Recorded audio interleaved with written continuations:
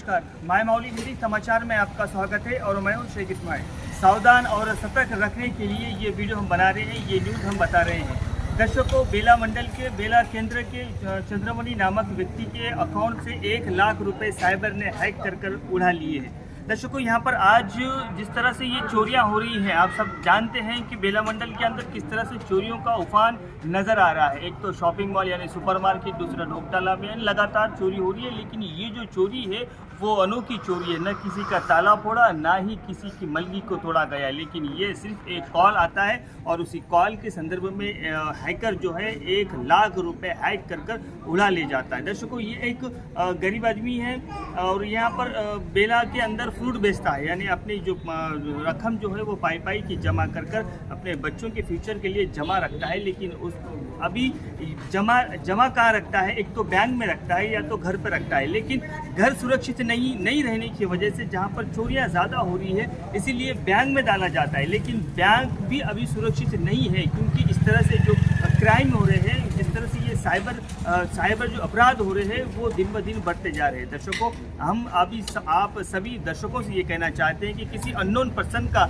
अगर आपको कॉल आता है तो बिल्कुल न उठाए और ना ही उसका कोई जवाब दे। अभी यहाँ पर हमने चंद्रमणि से पूछा गया कि क्या आपने कुछ लिंक को सेंड किया या तो फिर लिंक को ओपन किया, ऐसा कुछ भी नहीं हुआ। बल्कि एक फ़ोन आता है और 30 सेकंड के लिए बात करते हैं और उसी 30 सेकंड के अंतराल में 1 लाख रुपए गायब हो जाते हैं। अभी इसके जिम्मेदार कौन? अभी वहाँ पर जिस तरह से जब पता चला कि यहाँ पर हमारे साथ में धोखाधड़ी हो रही है, ये प्रोसेस चल रहा है, मैसेज आ रहे हैं, तो तुरंत चंद्रमणि ने जो पीड़ित है वो चंद्रमणि आकर तेलंगाना या ग्रामीण बैंक में मौजूद होता है जहाँ पर पैसे डाले गए थे, वहाँ पर आकर मैनेजर से बात करता है। लेकिन मैनेजर कहता है कि आप पहले पूरा प्रोसेस कीजिए, यानी आपको पूरी ये प्रोसेस से गुजरना पड़ेगा, फिर बाद में हम अकाउंट को जो होल्ड पर डालते हैं। यानी मैनेजर भी इन पीड़ित की बात नहीं सुनते हुए भी अभी इसकी बाध्यता कौन और इसके जिम्मेदार कौन? दर्शकों, आप सबसे पहले अगर यही बैंक हमारे ऊपर अगर कर्ज होता है तो वो हमारे कोई ऋण माफ़ी हो जाती है तो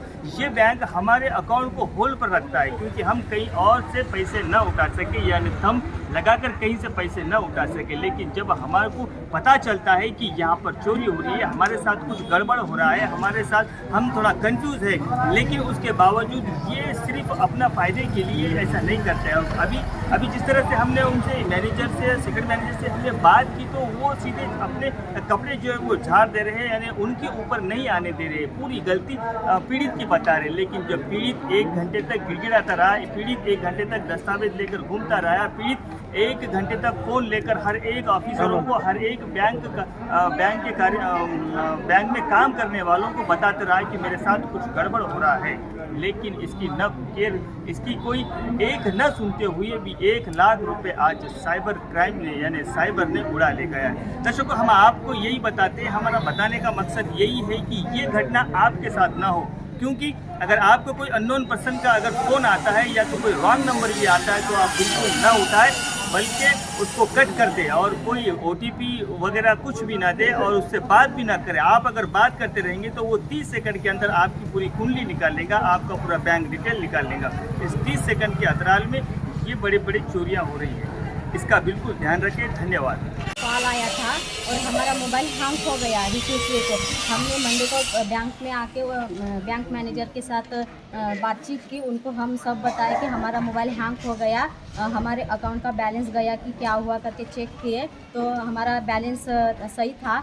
बाद में हमको डाउट आया कि हमारा बैलेंस जा सकता है, तो हमने उनको बताने की बहुत कोशिश की, लेकिन उन्होंने केयरलेस किया, हमारी तरफ ध्यान भी नहीं दिया और बोले कि हम आपको एक फॉर्म देते हैं, आपका मोबाइल लिंक बदलना है, आप बदल लो, ऐसा करके उन्होंने बोले। तो अब हम वो प्रोसीजर बोले, आधार लिंक जोड़ो, पैन लिंक जोड़ो। अब हम डॉक्यूमेंट साथ में नहीं लाए, तो डॉक्यूमेंट्स लाने के लिए हम घर को गए और बाद में आने के बाद ये सब करे तो हमारे अकाउंट में से पैसे पूरे गायब हो चुके थे और हमको ये स्टेटमेंट दिया, हमारे पूरे 1 लाख रुपए चले गए हैं। उन्होंने अभी ये बोला कि हमने उनको फॉर्म दिया, सिग्नेचर करो करके, उन्होंने कुछ भी नहीं किया, ऐसे गए ऐसे बोले, लेकिन ये सब झूठ है। उन्होंने हमको कोई भी फॉर्म काम नहीं दिया और कुछ भी तुम्हारे अकाउंट में से पैसे जा सकते सब कुछ भी नहीं। और हमको जो हमारा जो मोबाइल हैंग हुआ सब बोलने के बाद भी उन्होंने हमारी तरफ केयरलेस किया और हमारे इनके केयरलेस की वजह से हमारे पूरे बैलेंस 1 लाख रुपए चले गए। हम मौजूदार लोग हैं, हम रोड पे बैठ के फ्रूट बेच के एक एक पैसा जोड़ के हमने 1 लाख जमा करके सैटरडे को बैंक में जमा किए और जमा करने के बाद संडे को हमारा मोबाइल हैंग हुआ और मंडे को आया और इन्होंने तभी हमारी तरफ ध्यान नहीं दिया। अब हमारा 1 लाख रुपए तो चला गया। अब इसके जिम्मेदार कौन है? इन लोगों को पूछे तो ये लोग बोलते हम कैसे जिम्मेदार, आपको बोला ये करो वो करो। उसकी वो सब प्रोसीजर करते करते पहले आए तो बैंक में हमारा बैलेंस था, तब भी उन्होंने हमको ये कर दी थे, होशियार कर दी थी, बेटा पहले तुम यहाँ पे सिग्नेचर करो, आपका अकाउंट स्टॉप करना पड़ता,